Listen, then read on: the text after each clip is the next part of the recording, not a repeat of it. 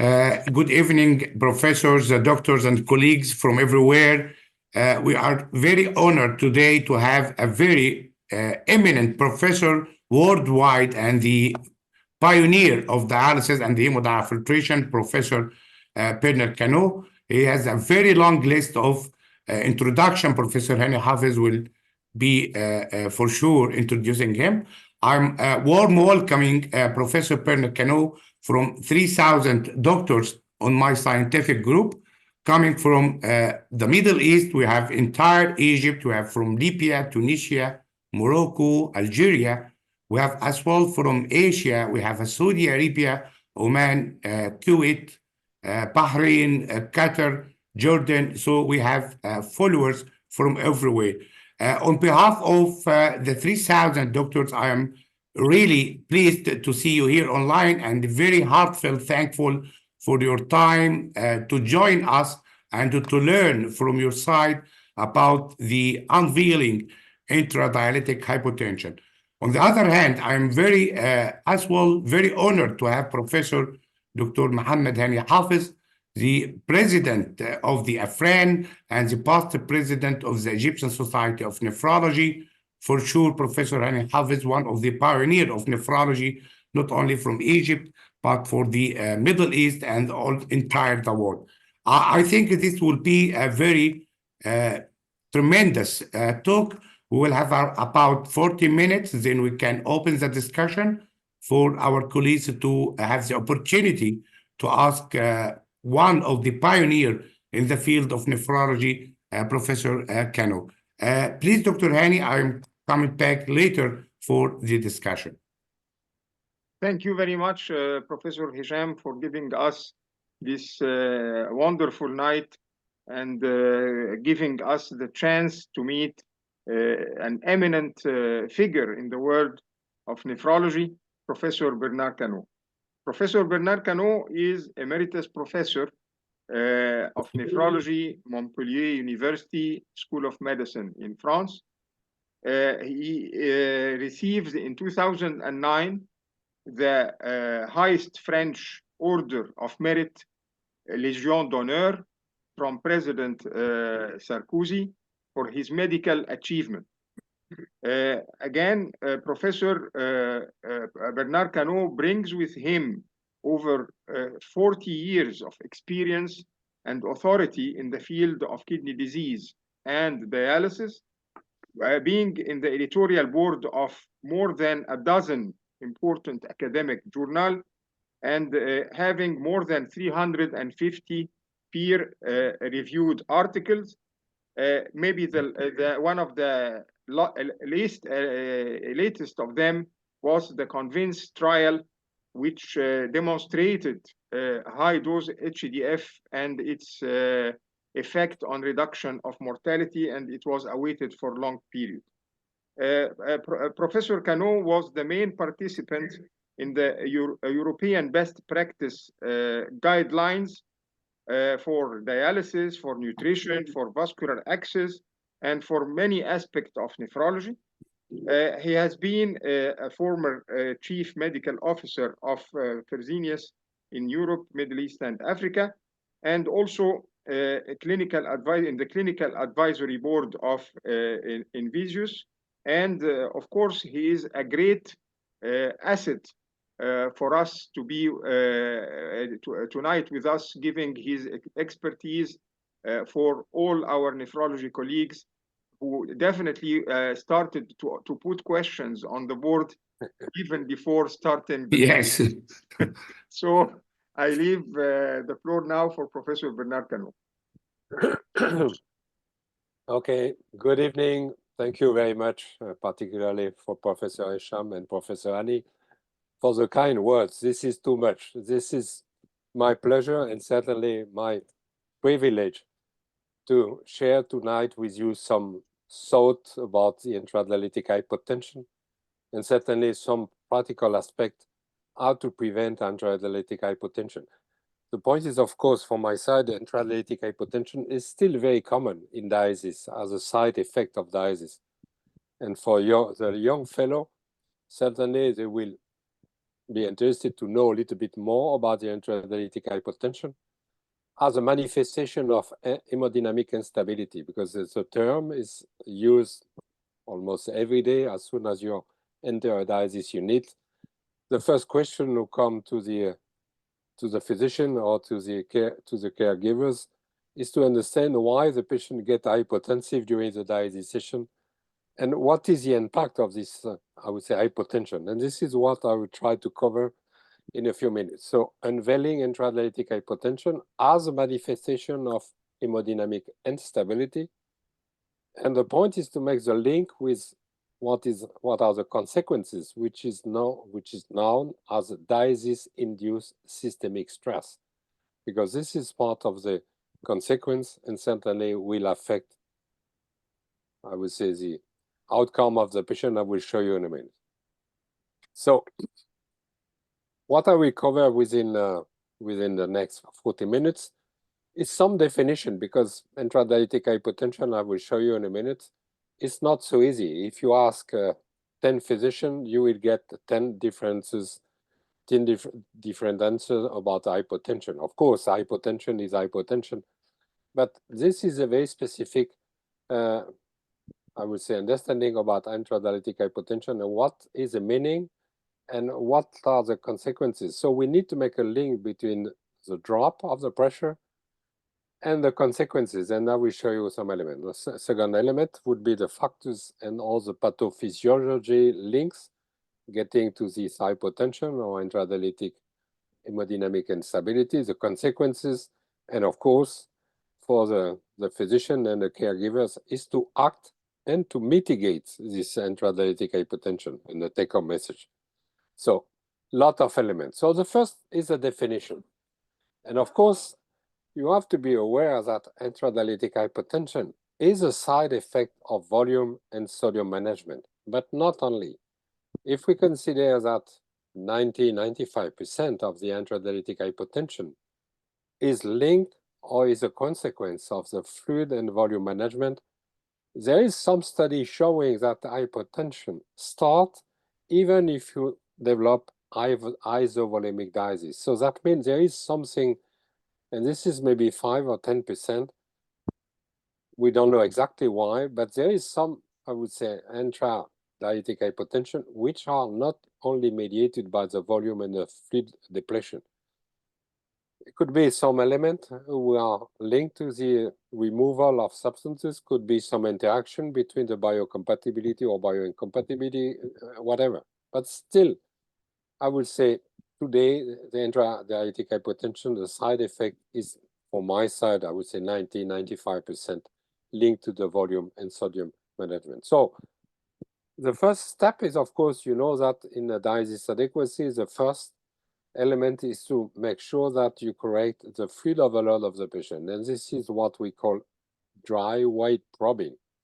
And this is the way there is no perfect definition about dry weight, but the point is to make sure that you act on the patient to reduce the fluid volume, to reduce the fluid overload, and to maintain the pressure, meaning that you can act actively on the fluid, sodium, and volume pressure management to restore what we call homeostasis. So the idea is to restore the homeostasis of the sodium, water, and volume, and of course, by the consequence, the pressure. And this is part of the activity which is certainly the main driving force for intradialytic hypotension. And that was clearly shown 2 years ago by the Canaud.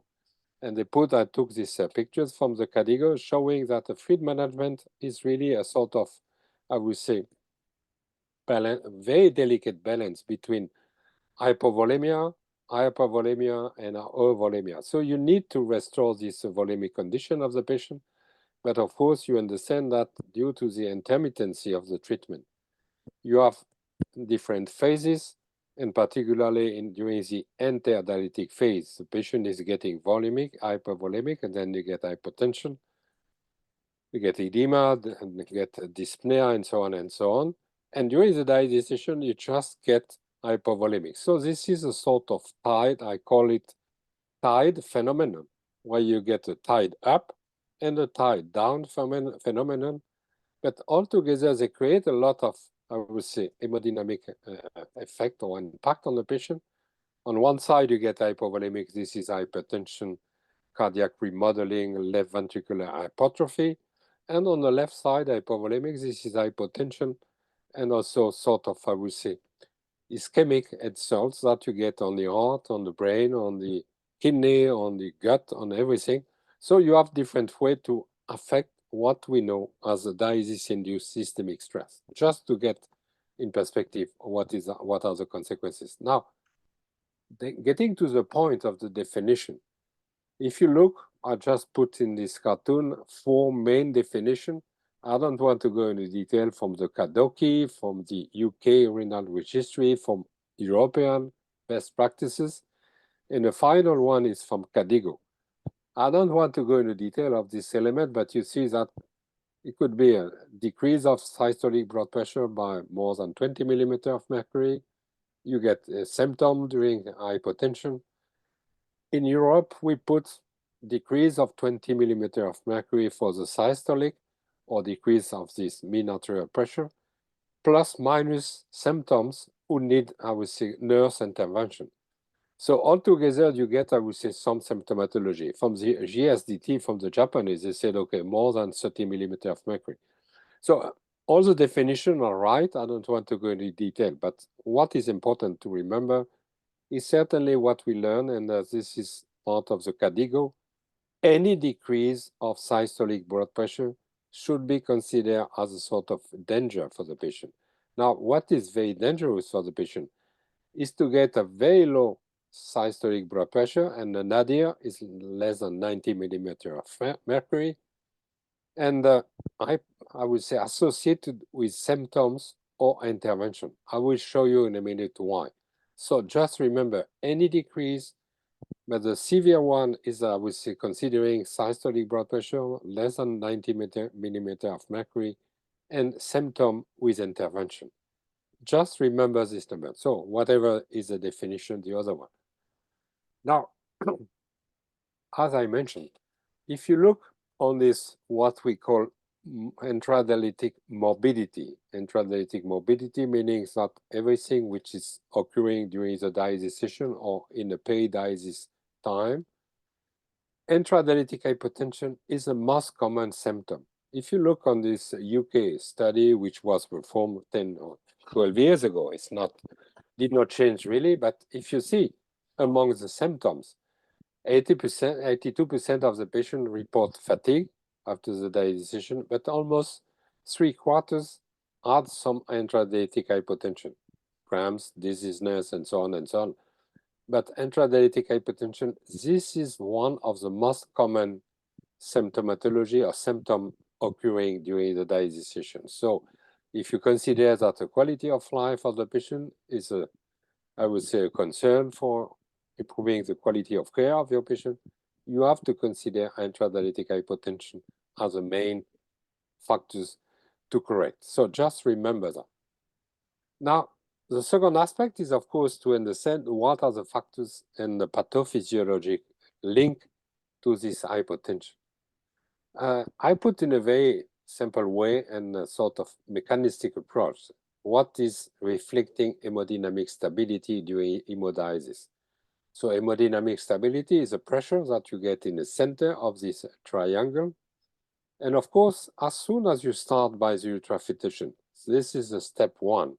So as soon as you remove volume from the patient, so ultrafiltration volume reflected by ultrafiltration rate, then you create hypovolemic condition. And this hypovolemic condition is reflecting a sort of balance between what you remove on one side and what the patient can bring back, so what we call vascular refilling rate. And you understand that the level of hypovolemia is just reflecting this imbalance between ultrafiltration rate and vascular refilling rate.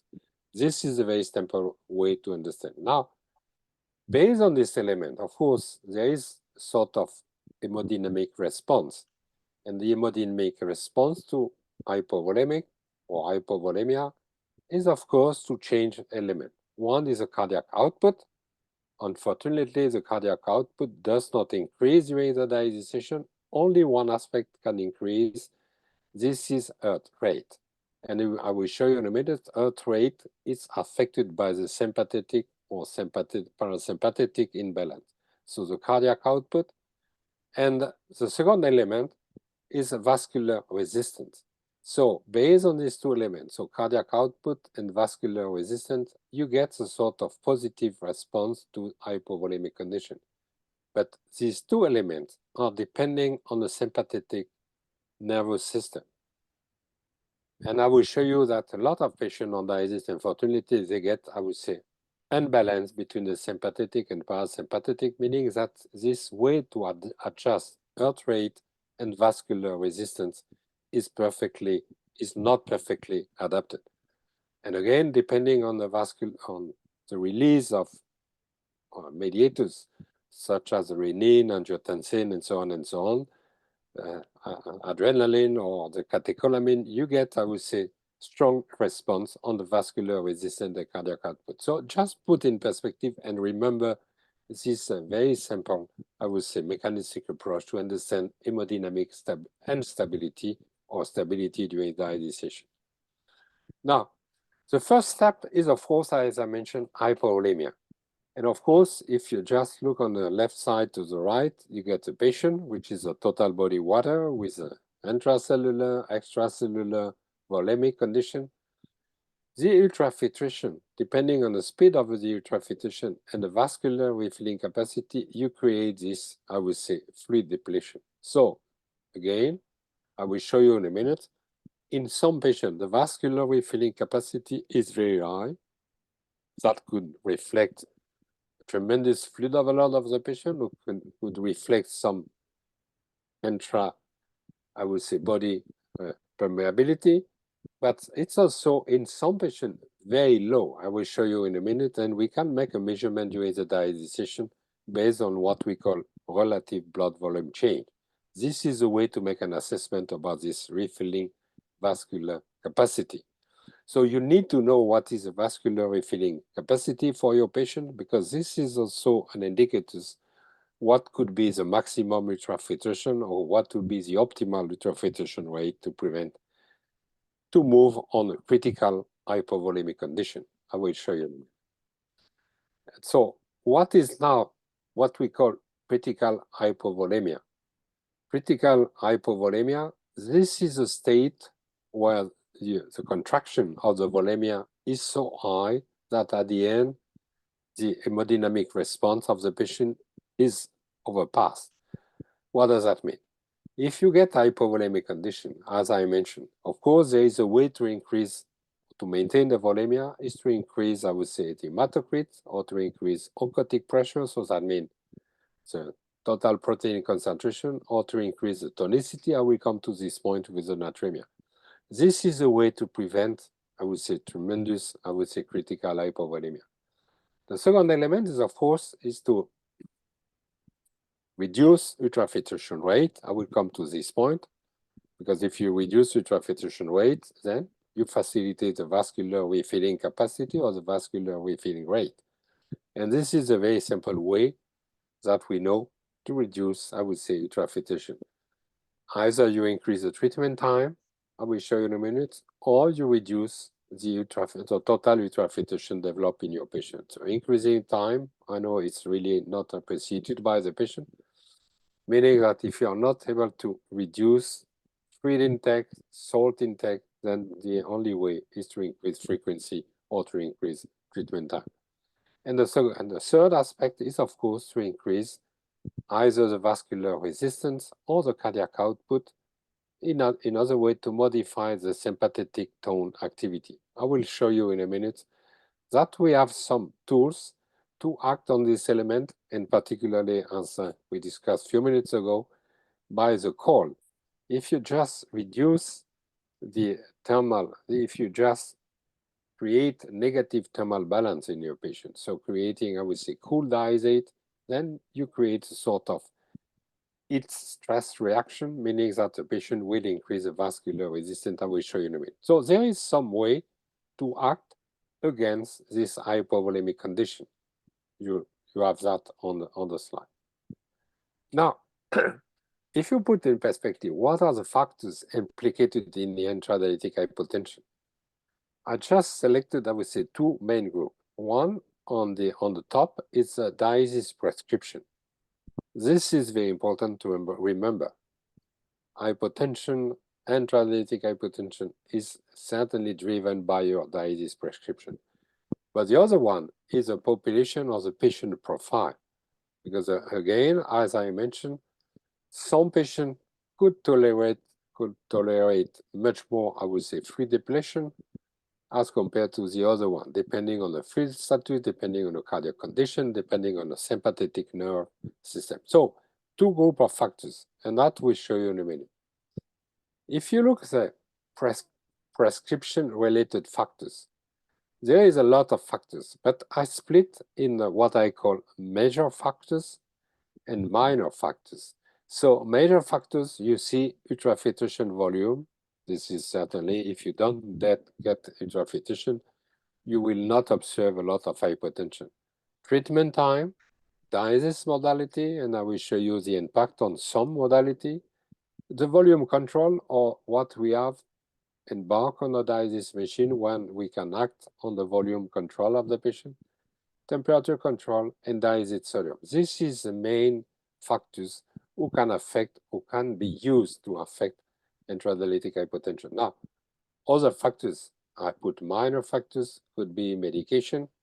And we know that if you get, I would say, antihypertensive medication, or if you get particularly beta blockers or calcium blockers or ACE inhibitors, this is a way to prevent, I would say, the vascular adaptation. Diazide potassium, I did not mention calcium. So there is a lot of factors. Exercise, and again, this is interesting. I have seen a few weeks ago a study showing that if you can exercise during the dialysis session, cycling, for example, this is a way to prevent hypotension. So there is different other way, but this is just to remember the main to the minor factors. I just show this element. So intradiabetic hypertension, also this is interesting to know, and this is almost 90 years old study, so it's not very new, but still interesting.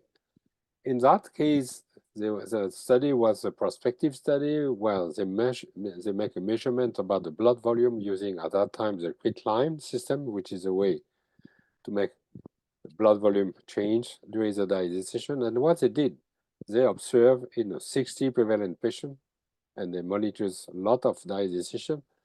They clearly show that almost, I would say, 70% of the hypertension are coming in the last quarter of the dialysis session. So if you look, and this is the start of the dialysis session, and this is the end of the dialysis session, you see that the frequency, of course, increase almost linearly or exponentially, if you want. But the majority of hypertension are coming within the last quarter of the dialysis session, meaning that this is linked to the hypovolemic condition of the patient, just to remember. Second element is the patient-related factors. And again, if you split in what I call major and minor factors, one is the age. And of course, if you are treating a young patient, and I know this is the case in Egypt, you will get a little bit less better hemodynamic response as compared to the elderly. If you have the elderly patient, 75, for example, in France, with a cardiac disease or diabetics, this is the two main factors who will affect the hemodynamic response to ultrafiltration. Now, if you combine elderly, diabetics, cardiac, plus neuropathic patients, then you get almost 99% chance to get hypertension.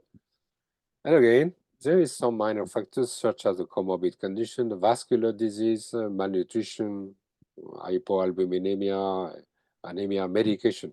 So you have some factors, but if you identify these factors, you will realize that age and the diabetics or cardiac are the main cause of this hypertension.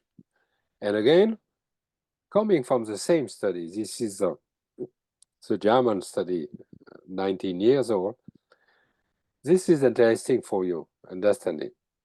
On the y-axis, you get the percentage of relative blood volume change. So if you start 100% and then you get down 10, 20%, 30%, this is a decrease of the relative blood volume change. And this is the average. Each point is average plus a standard deviation. So each point reflects one patient with a standard deviation. And clearly you see what I said a few minutes ago, that you have at least 3 types of population. If you move from the right, you get very sensitive patient, as in this case, this is a hypovolemic condition creating hypotension. Within less than 10% of the change in the blood volume, they will get hypotensive. And if you look in the middle, it's about 10 to 15%, meaning the critical hypovolemic condition is about 10 to 15%. And you have on the left side some patients who can tolerate up to 20 or 30% relative blood volume change. But of course, if you forget what I said, the average is 10 to 12%. So if you don't know what to do with your patient, and if you select, I will come to this point, blood volume, I would say controlled by the machine, you have to set a limit which is 10 to 15%. Over 10 to 15%, it's very risky for the patient to make. Very few patients will tolerate such, I would say, high depletion. Now, if you get on the right side, this is certainly cardiac patient or elderly patient, or even patient where they are almost isovolemic when they come to the dialysis. This is I would say, nice to know, and this is some, I would say, phenotype of your patient to understand what is the maximum ultrafiltration rate to be tolerated. As I mentioned, autonomic nervous system disorder. And this is a very recent study, 2 years already, with a new device. And this device is not very complex. They call that pseudoscan. This is a very simple device where you put on the finger or you put on the foot. And this is a way to make a measurement about the chloride exchange on the skin. So it's easy. I don't know, I did not any practices, but reading the manuscript, it looks very easy. It's not, I would say, invasive for the patient, could be done very easily. But what they did in this study, this is a French study, they identified that dysautonomia of hemodialysis patient, as shown here, either from the upper arm or from the legs, is associated with a tremendous higher risk of hypotension. You see, almost 2.5 times, or 1 time, or 3 times, and the risk of the cumulative risk of intradialytic hypotension. And of course, this is over the time, meaning that if the patient is identified with a sort of imbalance between the sympathetic versus parasympathetic, and this is certainly very common in this population, you get tremendous risk of hypotension during the dialysis. So just remember, and of course, diabetics just fell in this category of patient. Third element is to understand what are the consequences of this hypotension. And this is known for almost, I would say, 2 or 3 decades. I selected some studies. This is coming from Japan. And that was one of the eldest study, about 24 years or 20 years now, showing that intradialytic hypotension, as soon as you get intradialytic hypotension, you are affecting the mortality risk of the patient. So higher is the intradialytic frequency, and higher is the hypotension, and higher is risk of death. So this is a very important factor to understand. So survivors are a patient who did not get any hypotension. This is coming from Japan. This is very interesting, large numbers of patients. But I will show you this is confirmed in a different study, in particular in US. As soon as you get hypotension, and more you get hypotensive, and more you get frequent hypotension, more is risk of death, and particularly cardiovascular death. This is one of the most popular studies coming from FLIGHT. I mentioned FLIGHT for the KDIGO. And this is one of the earlier studies showing in the large data set of patients. This is coming from the EMO study, and a large care providers group in the US. I think it was DaVita. Altogether, if you look at numbers of patients, if you split the patient according to the atrial filtration rate, and atrial filtration rate is normalized by the body weight of the patient and hours of dialysis, and if you make very simple, 10 to 13, more than 13, and then you look on the cardiovascular mortality and all-cause mortality, clearly you see that the threshold is around 10. As soon as you move over 10, and if you move to 13, you see the increase of hazard ratio to get, I would say, risk for the cardiovascular mortality or to get all-cause mortality. So it's clearly associated. This is a, I would say, retrospective study. And of course, this is particularly the risk if you get already some congestive heart failure or without congestive heart failure. But if you get, I would say, hypotension in a cardiac patient, the risk is almost increased by 30% with 10 to 13 and 33% as soon as you move over 13. So clearly there is a sort of negative relationship between atrial filtration rate and the mortality. And why the patients are dying, and the same group shows that it's linked to the hypotension. And this is numbers, magic number I mentioned in this KDIGO. As soon as you get a hypotension systolic less than 90 millimeters of mercury, as shown, the mortality risk is increased by 50 to 60%. Same in this large cohort of patients, and you can imagine that numbers of patients, it's not small numbers, but again, showing almost the same. So as soon as you get hypotension, less than 90 millimeters of mercury, then, and not the first episode, but more you get this frequent, I would say, hypotension, and more you are affecting the mortality of the patient, and the risk is increased by 40 to 60% relative risk.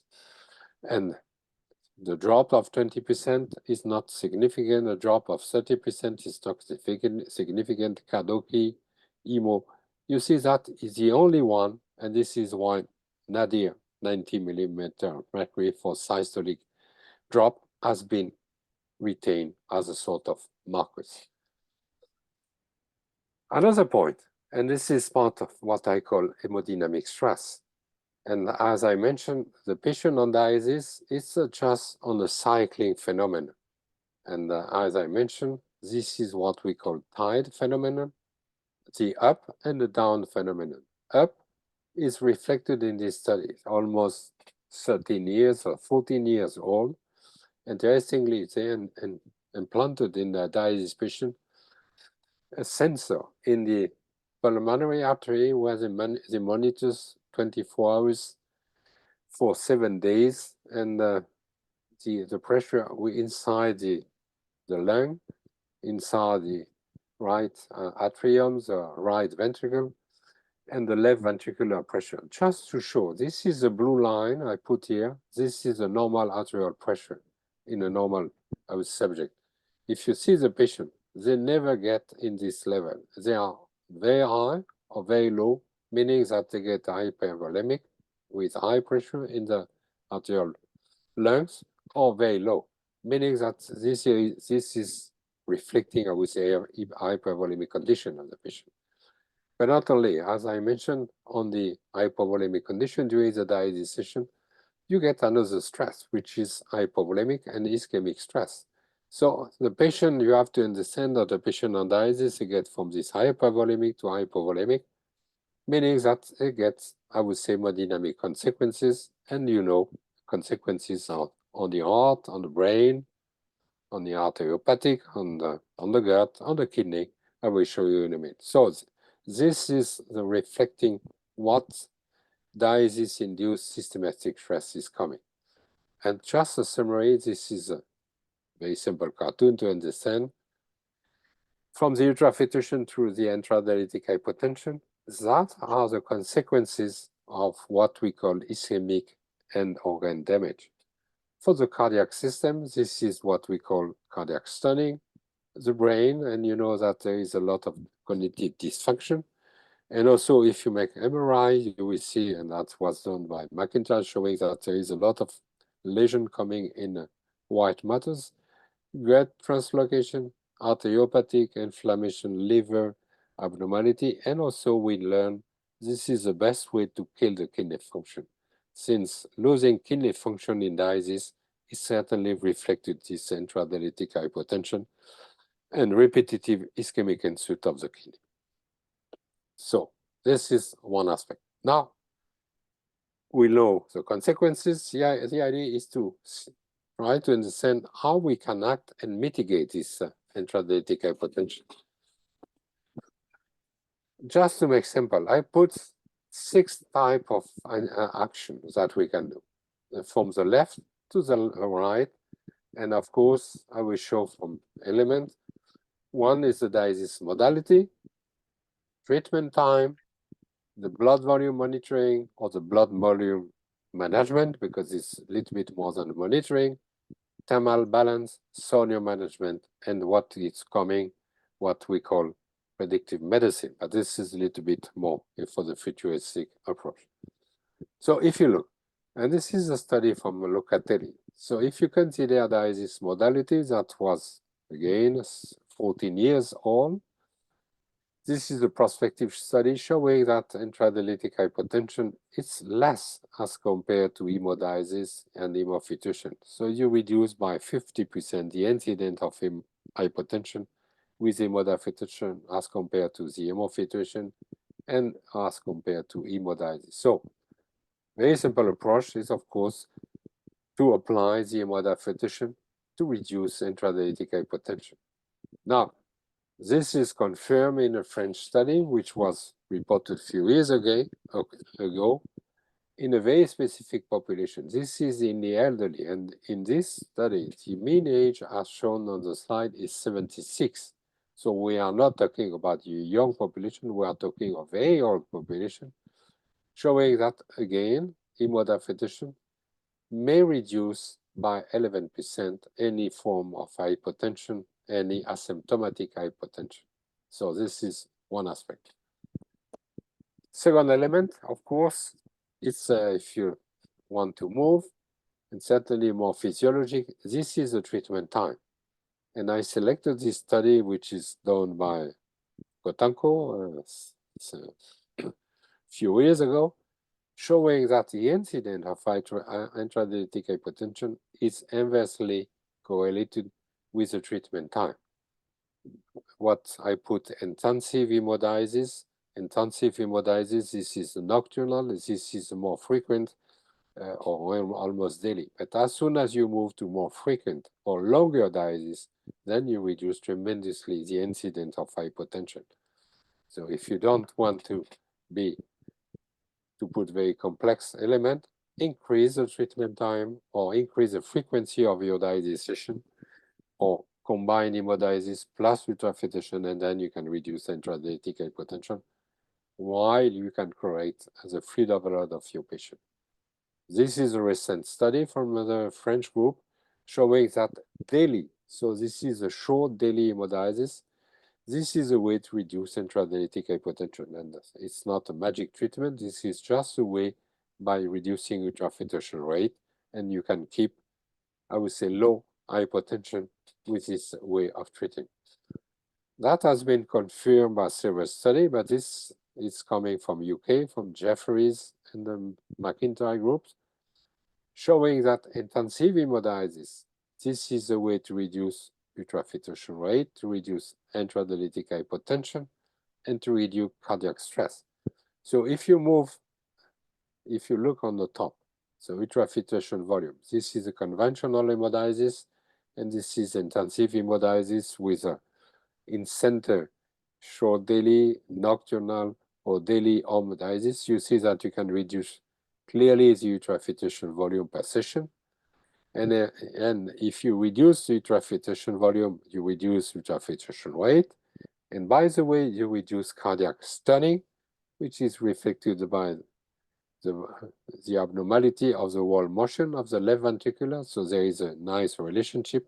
And if you combine ultrafiltration rate and the number of cardiac stun in the heart, there is an inverse relationship. So that means you understand now that 10 ml per kilo per hour, this is a threshold limit. So if you get on the left side, you reduce tremendously cardiac stunning. If you move on the right, you increase tremendously cardiac stunning. So this is clear. We have the answer. High ultrafiltration rate, too high ultrafiltration rate are associated with the cardiac stunning. Now, the third way of acting is the volemia. It's a critical volemia, as I mentioned. So this is just a summary of what happened during the dialysis. So if you make a monitoring of the relative blood volume change during the dialysis, and you remember it would be less than 10%, but some patient, if you just follow over the 10%, then there is an intradialytic hypotension, and then this is what we call crash. The patients stop, and you have to stop the ultrafiltration. And then if you stop the ultrafiltration, then you see the rebound of the curve, meaning that this is reflecting the vascular refilling capacity. But still, this is where the patient is in the critical hypovolemic condition, and there is no way to adjust the hemodynamic response. So if you control this element, there is different way. This is what we call feedback control. So this is based on ultrafiltration. If you set on your machine ultrafiltration limit to understand what is the critical volume and just to achieve this element, study which was done in US, not perfect, but showing that at the end, if you control the ultrafiltration, you can reduce tremendously the hypotension during your dialysis. Just acting on the volemic control, you can reduce intradialytic hypotension. Now, if you do that in a more scientific way, and this is again by Selby, which is from McIntyre Group, they make this study looking at the left ventricular wall motion abnormalities, so meaning the cardiac stunning, and they compare the biofeedback control, BFD, versus the standard hemodialysis, showing that with a biofeedback control, you can reduce what they call peak stress. And peak stress, this is hypovolemic condition plus the hypotension. This is clear. You can reduce this peak stress, which is evaluated by the echocardiography. But if you observe what's happened now with the echocardiography, in standard hemodialysis, you get, I would say, a segment of the heart who are affected by the cardiac stunning, which is not the case with the biofeedback control. So if you reduce the peak stress, then you can reduce tremendously cardiac stunning of your patient. So this is a way to illustrate the topic. And again, if you look now, what are the meta-analysis? I just selected few of these meta-analysis, just confirming that as soon as you act on the blood volume control, there is a reduction of the incidence of intradialytic hypotension. So this is a blue diamond showing that all the studies are very consistent to show that if you control the blood volume by this ultrafiltration, you can reduce the incidence of hypotension by 39%. Not only, but there is, I did not show on the slide, in the same study, they show that you can increase the post-dialysis blood pressure by 14 millimeters of mercury. This is the way to act on the volume. And the fourth, this is a thermal balance. If you perform a standard hemodialysis with a 37 degrees or 37.5 degrees for the dialysate, if you apply the default temperatures on your dialysis, you get what we call hyperthermic dialysis. And hyperthermic dialysis means that the patient is gaining, I would say, calorie from the temperatures. And that was the main, I would say, aim of this major study in more than 20 years. He was convinced that we had to develop at that time hypothermic dialysis. And hypothermic dialysis, the idea was to reduce, to make sure that the end patient did not gain any calorie from the dialysis. So either reducing temperature of the dialysate or adjusting the dialysate temperature to the patient temperatures. Still, and it shows that clearly that if you develop hyperthermic dialysis, you get numbers of intradialytic hypotension, which is much more, I would say, higher as compared to hypothermic. That was the main and the first study showing that hypothermic dialysis was beneficial for the patient. Now, different studies have been developed, and again, from the UK group, they made this study for 1 year. So hypothermic dialysis. And this is a prospective study developed in Derby and Nottingham. And for adapting the hypothermic dialysis, the concept was very simple. By measuring the central temperature of the patient and on the ear, they just selected 0.5 degree less than the core temperature of the patient. So easy to adjust, and they performed for 1 year. And what they observe in this patient, if you develop this cool dialysis, as I explained, minus 0.5 degrees as compared to the central temperatures, you improve almost everything from the left ventricular, the peak systolic stress, the strain of the heart. So all the hemodynamic parameters and the cardiac features are improving by the hypothermic. So clearly showing that cooling dialysate has a beneficial effect on almost all parameters from the left ventricular to including aortic distance stability. So that means you affect the hemodynamic response for the patient. And again, if you look what is shown in the literature, meta-analysis, again, if you look on this large meta-analysis, the and I would say hypothermic dialysis reduce the incidence of hypotension by 70%. So this is clear. Now we know that I would say hypothermic dialysis has a beneficial effect in reducing, I would say, hypotension in a patient. Not only reduce hypotension, but also tend to increase blood pressure at the end of the dialysis session. So this is a beneficial effect, which is based on the physics of the dialysate temperatures. So just remember this element. Now, if you follow the literature, and you have seen this study by the Canadian group, my TEMP study, which was reported last year or 2 years ago now. Unfortunately, this is what they call personalized cooler dialysate, did not improve the long-term outcome of the patient. That's very strange.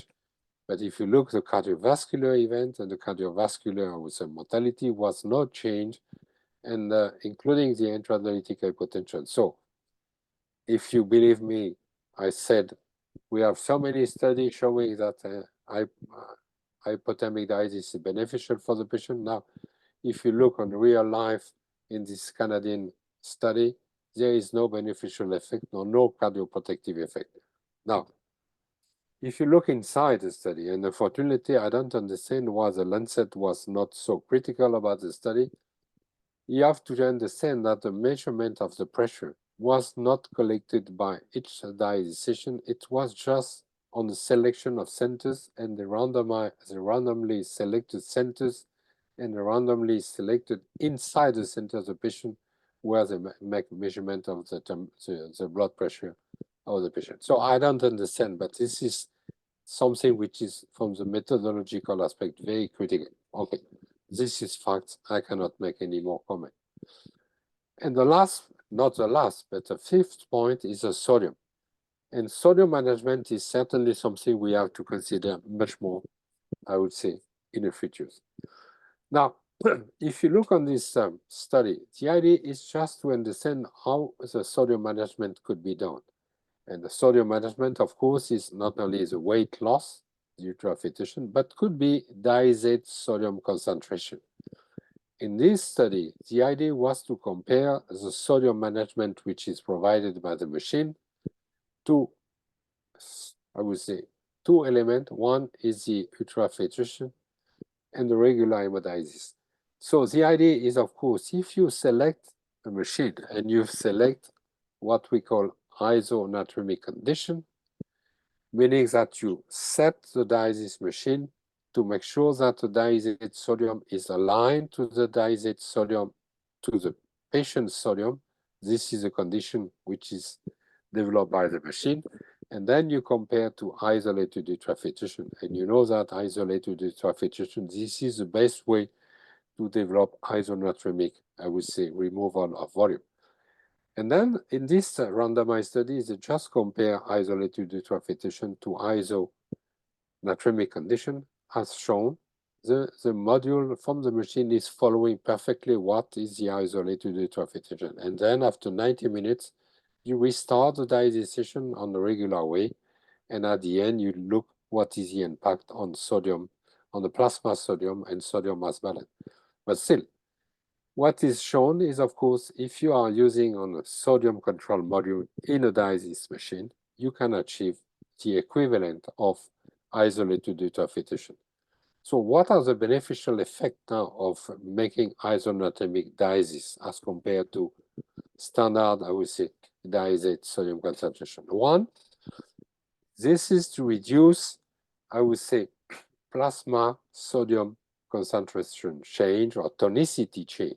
And if you reduce tonicity change over the time, this is shown by the shrinking of this pre-dialysis sodium concentration.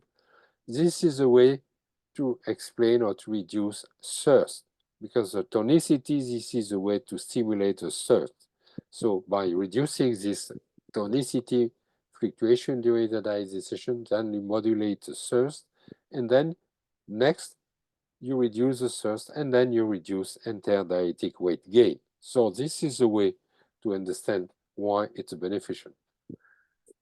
Such a study has been performed recently by Maduel in Spain, where he implemented such, I would say, interesting study showing that playing with a regular machine and moving with a new machine with a fixed sodium control, fixed sodium dialysate, and I would say variable sodium concentration by the sodium control module and moving to isonatremic condition clearly shows that over the time the dialysate conductivity is reduced and then the sodium plasma concentration tend to reduce as I shown.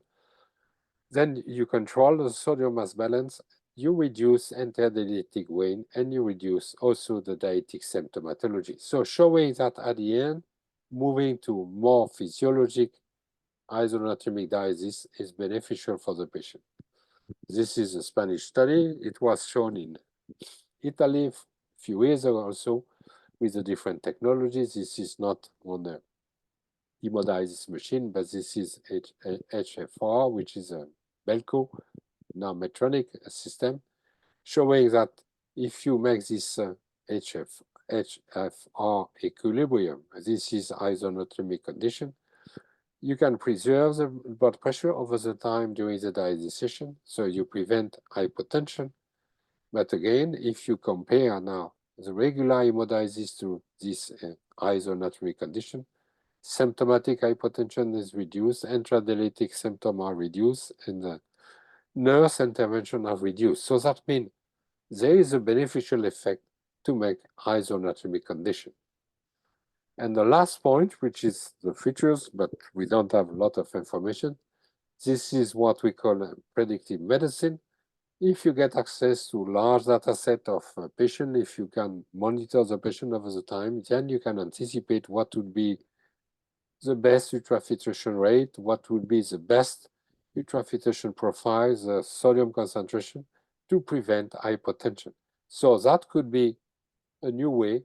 I don't want to see the next future immediate, but certainly if you get access to this big data and if you can get access to this analytic system, you can anticipate what would be the best for your patient. This is shown by this large study already in US, in New York, where they show that they can anticipate what will be the intradialytic hypotension 15 to 75 minutes before the intradiabetic hypotension. So they make a modeling. So this is a machine learning with a lot of training, a lot of data coming. But if you observe, if you look on the right side, the observed prediction of intradiabetic hypertension and what is predicted, it's a linear system. So they are very accurate in the prediction.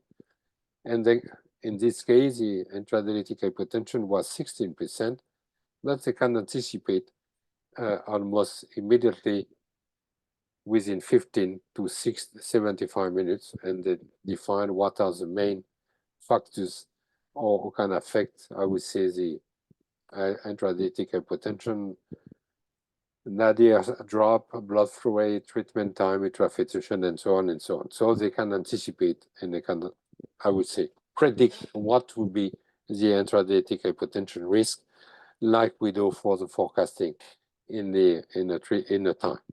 So now, just to take a message, I put on this graph the simulation of intradiabetic incidence driven by the disease, and this is what we learn according to the ultrafiltration rate from, I would say, 5 to 25, and this is the incidence of, I would say, intradiabetic hypertension. Now, if you play with the different tools, as I mentioned, you can reduce tremendously this incidence, as shown by the feedback control, by the online, by the isolated ultrafiltration blood temperature. So meaning we have some way of acting to prevent intradiabetic hypertension. But again, we have to respect some physiologic rules. If you move over 15 or 20, there is no way to make a prevention of the intradiabetic hypertension. So there are some limits. You can reduce, you can improve, or you can reduce the intradiabetic hypertension in some high-risky patient with some limit. And of course, this is reflecting, I would say, what I said, intensive hemodialysis, short hemodialysis, ultra-short hemodialysis, and compliant patient. So this is the way. And then just to end this long talk, this is a simulation of almost 60 years. If you look on the incidence of intradiabetic hypertension, in the past, it was almost 75% or 70% of the dialysis. At the time, was acetate, it was a cellulosic membrane. And then with the different, I would say, improvement or synthetic membrane, bicarbonate, ultrafiltration control, and then you see that, of course, there is a reduction of the intradiabetic hypertension incidence. Still now, we are around 10 to 15%. Certainly, this is something which is the background. I'm not sure we can get lower than this element, except if we accept to increase treatment time. So we have come a long way, and we have a little further to go to improve this intradiabetic hypertension and to reduce this hemodynamic instability. And thank you for your kind attention. Very happy to answer your question if you have any question. But I'm sure you get a lot of questions. Thank you very much. Thank you very much, Professor Bernard, for this very elegant presentation, taking us all over many years. And the last slide showing the experience of maybe 70 years of dialysis with hypotension. Thank you very much. I think we have so many questions now on the chat, and being the title of this meeting, Ask the Experts, so we should concentrate on the questions. No way, we have time for and I will leave the floor for Dr. Hisham to start the question. Thank you very much, Professor Canaud. We always learn from your side and your experiences. And we have here some of our colleagues are asking. Let us start with mine. So what about the ADMA, asymmetric dimethylarginine? It is a little in the literature. I studied that carefully because asymmetric dimethylarginine can induce very potent inhibitor of nitric oxide, but little about its clearance. I approach about 70% clearance in a single session of high flux dialysis. Yeah, you're So right. So now I don't know. I think you're right. This is reflecting some endothelial dysfunctions. This is a way to adjust the NO release and the vascular, I would say, resistance. But I did not see any study linking, I would say, the removal rate of the asymmetric yes, and the vascular resistance or the hemodynamic stability or hemodynamic instability. So this is a nice marker. I agree. There is a lot of other markers, but the point is to make the link between the level of this reduction or the level of this asymmetric dimethylarginine and the hemodynamic stability. So the point, of course, biomarkers is one aspect, but linking to some, I would say, hemodynamic response, this is a little bit more complex. yes, exactly. That's the point. This is why I'm not relying too much on just on the biomarkers, and the physics is a little bit more easier in dialysis to Yes, make this adjustment. exactly. But you are right. You are right.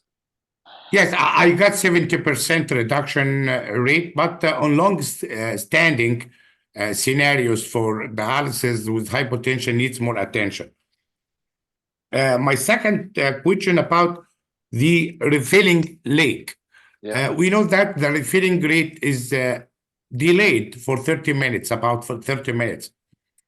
And the intradiuretic hypotension happened during the first hour is more critical and more catastrophic in the outcome. Yeah. So how we can improve the refilling rate, and can we just the first hour decrease the ultrafiltration rate? Yeah, that's a good point. You have to be careful because I did not mention this element. But if you get hypotension, very severe hypotension within the 15 or I would say Yes, 30 minutes initial of the dialysis, this is not reflecting hypovolemic condition. This is exactly. reflecting something different. I would say a side effect which could be linked by anaphylactic reaction, by whatever, but this is not hypovolemic condition. So as soon as the patient is feeling worse, or he gets hypotension, or gets a shock, or any symptomatology, the point is to understand what is the link with the dialysis membrane, with a material, with something which is affecting the patient, not the hypovolemic, not the Yes, volemic condition. What I'm mentioning is the volemic condition is occurring a little bit later during the dialysis session. And as you mentioned, this is reflecting the refilling capacity of the patient. So refilling capacity, we can act on this element. I show some element, and particularly by the position of the patient. Of course, if you are dialyzing, I'm not sure, a lot of patients are dialyzing in a sitting position. If you are sitting on a chair, and if the legs are very low, so you have between 600 and 800 ml in the legs, this is, I would say, the worst condition for dialyzing the patient. Now, if you just move in a lying position, then you mobilize. So meaning that, for example, just dialyzing the patient in lying position in the bed is better than on the chair. sure. Now, if you just put, I would say, bending on the legs with sort of compression, I would say, bandage, then you can mobilize. So this is a very simple way to understand that physics can facilitate refilling. This is a very simple one. Now, if you play with the diazysation, and it was in the past very popular to start diazysation with high sodium concentration in the diazate. So you create hypertonic diazate, and you have high ultrafiltration rate. So you have the profiling. So if you increase the sodium concentration plus ultrafiltration, this is a way to facilitate refilling capacity in the beginning of the session. But you have to be very careful because at the end of the dialysis session, you need to reduce this dialysate sodium concentration to a lower level to end the dialysis session with a sodium which is lower than the patient. Because if you keep this high sodium concentration, the patient will get thirsty and it will increase weight gain during the next session. So if you play with this profiling, ultrafiltration and sodium, you need to respect the sodium mass balance and the fluid mass balance. This is why I put this sodium management, because if you play with this sodium management, you know exactly what is the sodium that you remove during the diazydation. So this is one aspect. And one also aspect is playing with a hypothermic or cooling diazide. If you reduce cooling, if you reduce temperatures of the diazide by 0.5, maybe in Egypt you can reduce much more depending on the weather condition and temperature outside.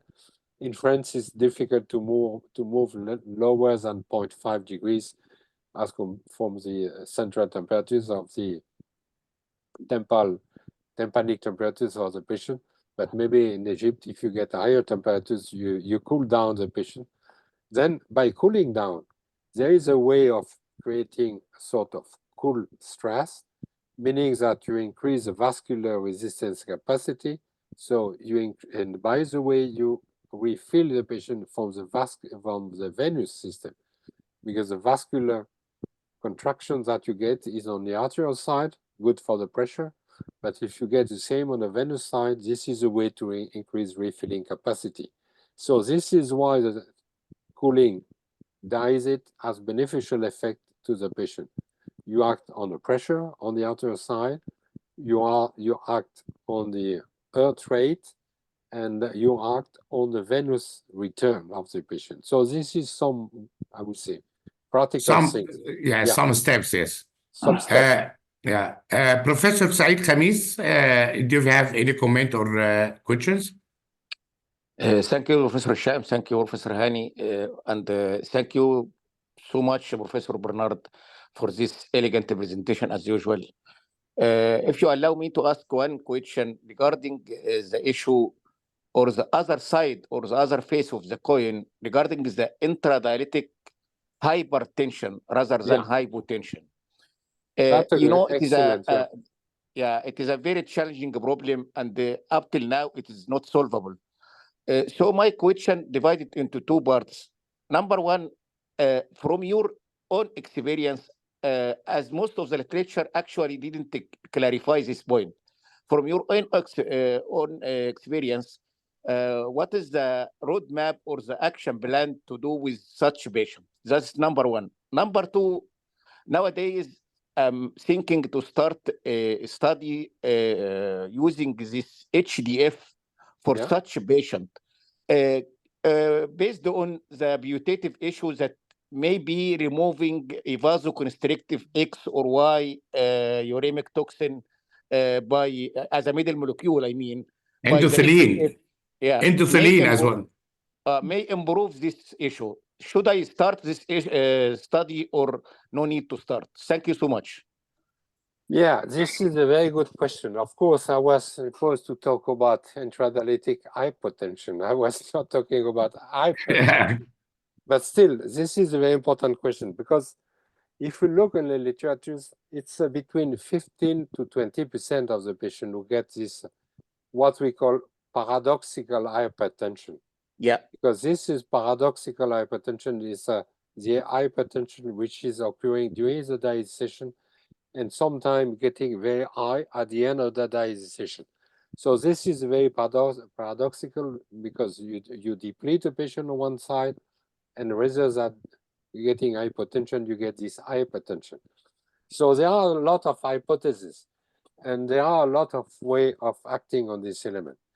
First, you have to understand, and the first step is to make sure that the patient is not fluid overload or sodium overload. This is very important, because a lot of studies have shown that if you use, for example, bioimpedance, or if you use lung ultrasound, if you use the inferior vena cava diameters, there is, or if you use biomarkers such as a BNP or NT-proBNP, a lot of these paradoxical hypertensive patients get fluid overload. So the point is to make sure that you can deplete the patient. This is one element. Second element is to act on the treating the patient on the diazide sodium and the way of treating the patient. So diazide sodium in this case, and that would be a nice way to implement this isonatremic condition, since there is some reports already, and I have seen last year at the ERA EDTA in Paris, a clinical, it's a case report, so it's not huge, say, but that was a case of hypertension, paradoxical hypertension, and they start treating the patient with isonatremic condition, with the sodium management, and they were able to deplete the patient and completely prevent this the occurrence of this paradoxical hypertension during the dialysis. So from my understanding, I agree that maybe some vascular mediators could be involved, endothelin or whatever, but my suggestion would be to play on the sodium, and to play on the sodium in particularly tissue sodium, not in the skin, but the tissue sodium which is in the vasculatures. So if you are able to deplete the patient in a safe way, you will see that his hypertension is reducing over the time. So one aspect, as I mentioned, explore the fluid status of the patient, then try to extend treatment time, then put isonatremic condition in your patient, and then make a mass balance of your patient in the sodium. And if it's not sufficient, add a sort of isolated ultrafiltration session in between. So the time, if you do 3 times a week, you add 1 session of isolated ultrafiltration in between, or during the weekend if you want. And you will see that over the time you can prevent this, I would say, paradoxical hypertension. So this is a very pragmatic approach, nothing to do with, I don't want to say that there is no mediators, but a lot of studies have shown that there is no increase of catecholamine, there is no increase of noradrenaline, there is no increase of Endothelin. renin-angiotensin, there is no increase of vasopressin. So if you look on the mediators, you will be disappointed. Nothing really fit with this hypertension which is occurring. So whatever about what is the answer from the hemodiafiltration, I'm not sure that hemodiafiltration per se would be sufficient. I would recommend to make hemodiafiltration with isonatremic condition. So the boss, and playing with the fluid status of the patient and sodium content of the patient. So this is my I would say recommendation, a very simple one. But check, I think was EDTA in Paris, there was a clinical case showing that it was reported as a sort of poster or a presentation. I was interested to see the case because that was the perfect answer to your question. Acting on the depletion, but acting with isonatremic condition to prevent this, with a large tonicity change in the patient who creates or stimulate a SIRS or stimulate a lot of, I would say, reaction and mediators coming from the vascular system. Thank you so much. Thank you. Professor Faisal Shaheen, do you have any comments? Thank you very much, Hisham, and Professor Brand is excellent talk. My question probably just away from what we are speaking about. Intradialytic patients, if we compare the outcome of transplant of those patients to the other patient which doesn't have intradialytic hypotension. Mm-hmm. Because it is noted that some of those patients get hypoperfusion of the kidney post-transplant, and probably the outcome is not good like the other patients. You are right. You are right. This is, I would say, I'll show you a few studies, but clearly, if you get this hypotension, and more is, I would say, you have 2 levels of this hypotension. One is the hypotension level per se. Less you get from less 90 millimeter of mercury. This is a way to make a quantification about the tissue perfusion, because if you get too low, there is no more tissue perfusion, and the frequency. And of course, it's not only based on the one hypotension, but if you look, the study is usually the same patient get, I would say, 1 or twice or 3 times during the dialysis session. So if you make a sum during the month, and you see the frequency of hypotension, and this is linked to the cardiovascular event or to cardiovascular mortality of the patient. So the intensity of the hypotension and the frequency of this hypotension, clearly, and it has been shown now for, I would say, with the functional imaging, MRI particularly, that as soon as you get hypotension on the brain, you get some abnormality on the white matter, and this is linked to some clinical observation. If you look at this cognitive dysfunction after the dialysis, a lot of patients, and particularly I was impressed by the elderly patient. If you just ask a patient a very simple question, and if you, I don't know if they do Sudoku or any crossword, the speed they do initially has nothing to do with the speed they do at the end of the dialysis. So cognitive dysfunction is very common in dialysis patients, and this is linked to the hypovolemic condition, and particularly with hypotension. So on the brain, on the heart, I show this cardiac stunning. There is a different abnormality. On the kidney, it has been shown that as soon as you get hypotension, you get low perfusion. So of course, if you get this transplant, if you have the patient with a kidney transplant, but on the native kidney is already shown that the way to kill the kidney function is hypotension. And the gut is also creating some ischemic, I would say, insult on the gut, and certainly there is translocation of bacteria.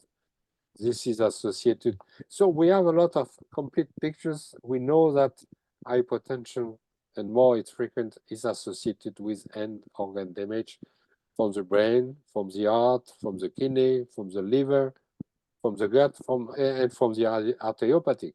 If you have a diabetic patient with some arteriopathy, as soon as they get hypotensive, you will see the arteriopathy, which is tremendously, I would say, aggravating over the time. So, and even if you get a silent arteriopathy during the dialysis, then we get, I would say, very painful, and you will see the lesion increasing. So it's very clear that the dialysis-induced systemic stress, it's, I would say, the way to create a lot of comorbid condition in your patient. So we need to do something.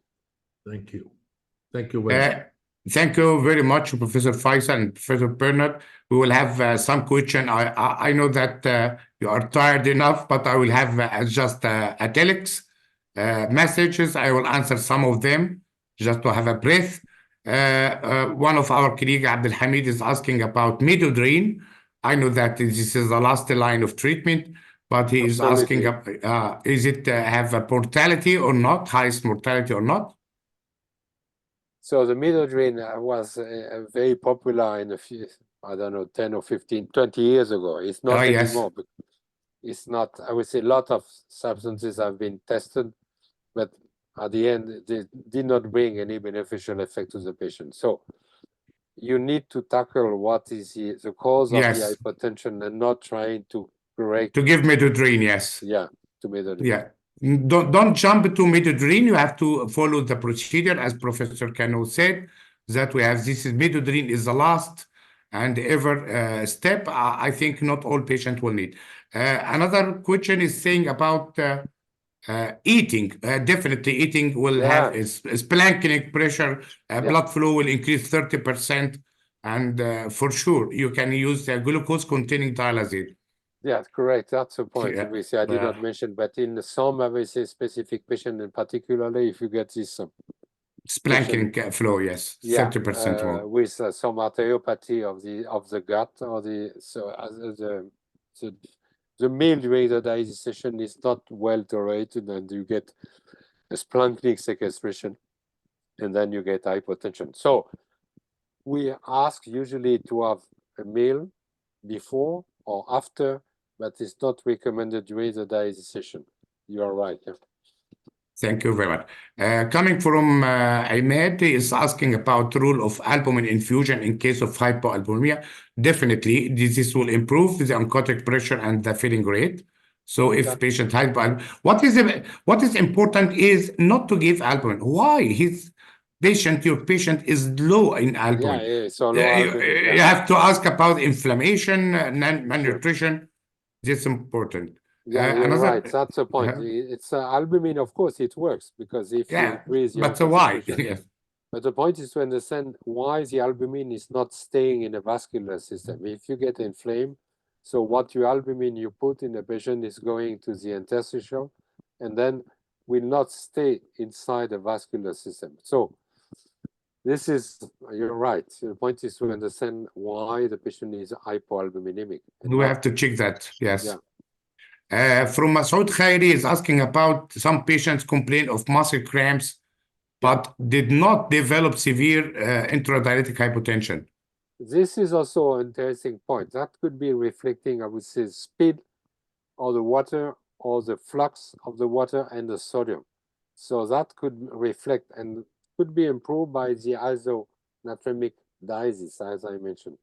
So you have to make, if you look inside this Madwell study, initially the patient were complaining about the cramps, and then when he put this isonatremic condition, almost the cramp disappeared. So cramps is not only one factor. It's not only the sodium, it's not only the water fluxes, could be the calcium, the magnesium, everything.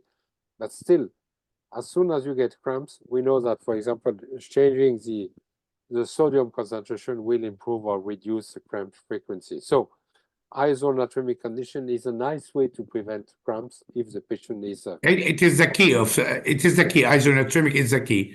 Last couple of questions from Abdul Hamid. Any dialysis prescription recommended during acute cardiac events like myocardial infarction or coronary artery bypass graft? Yeah, that's the point. This is the most difficult one. I would say I would try to make stress less, I would say, condition dialysis. So that means I would try to make a very low ultrafiltration and to make sure that I would say moving from every day, slow dialysis, slow fluxes, slow ultrafiltration. So everything should be slow to prevent, I would say, the cardiac, I would say, aggravation, if you want. So, but and check the dialysate potassium for sure. It's preferably 3 millimole dialysate potassium will be good. Yeah. And I did not mention, but also in this case, yes, sure. I would recommend oxygen supplementation because this is a nice way to prevent, I would say, some hypoxemic condition in a patient. So it's easy to make a supplementation of oxygen in a cardiac patient, and that will improve hemodynamic tolerance and certainly the cardiac system too. I will choose last questions.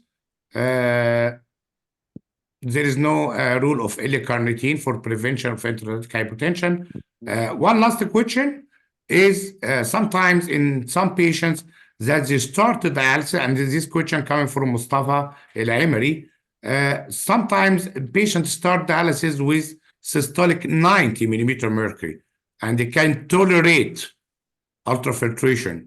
Yeah, that's a different story. If they start 90 millimeter of mercury, that means they get cardiac, I would say, failure. So that means there is a very poor cardiac condition. So in this case, I would try to understand why they get so hypotensive. Certainly, this is a cardiac condition. And then, of course, this is difficult to dialyze the patient. But in that case, the only way to make sure that they can be dialyzed is to make sort of isolated ultrafiltration and then dialysis without any ultrafiltration. So if you dissociate ultrafiltration and the dialysis in the dialysis condition, you can make this treatment, but that would be a quite challenging condition. Yes, quite challenging. Yeah. It's about 1.5 hours. I understand that we take a lot of time from your side, but can I ask a last question? Sure. You know, Professor Bernard, that nowadays regarding these chat GPT programs that are invading the nephrology, the dialysis, and the transplantation to give answers by artificial intelligence instead of asking the doctors. Yeah. Yeah. Yeah. And there are many papers in the last American Society of Nephrology about the value of these ChatGPT studies. So what is your futuristic vision for this, especially if we are going for more home dialysis? Because maybe at home dialysis you don't find a physician to ask. So could ChatGPT be substitute of physician for those patients on home dialysis? This is my question. It's a That's fantastic question. That's a fantastic, I would say. We take all the night to try to answer. I don't have the precise answer. I'm completely excited by this artificial intelligence to support the physician. But again, the physician and the caregivers and everything. But I'm not sure that the artificial intelligence will replace a physician. There is no way. Now to make interface with the patient, to understand, to make a screening what is wrong with the patient, that makes sense. Because the ChatGPT or any artificial intelligence could identify what is wrong with the patient. The feeling of the patient. Now, to find a solution, this is a different story. I'm not sure that the ChatGPT or any artificial intelligence will find a way. I show some element. You can predict what will be the risk of hypertension. You can Predictor, yes. You can predict what will be the best ultrafiltration or the best treatment schedule. Maybe you can predict what would be the best treatment for a patient with a specific profile, age, diabetics, and so on and so on. But still, this is a support to the support decision making. It's not to replace the decision of the physician.